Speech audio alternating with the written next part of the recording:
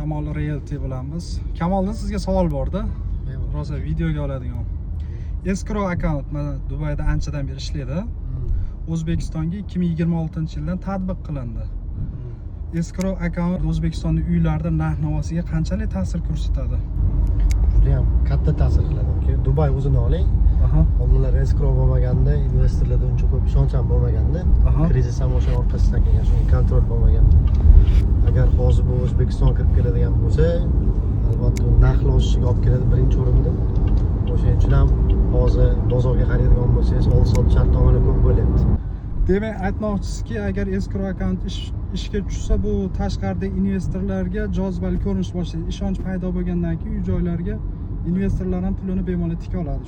Endi bilmadim O'zbekistonda bu qanaqa ishlaydi, lekin Dubay sistemasiga olib qaraydigan bo'lsak, escrow misol uchun juda ham ko'p investorlarni o'ziga jalb qilgan. Escrow borlik. Shuning uchun O'zbekistonda ham yaxshi ishlasa kerak.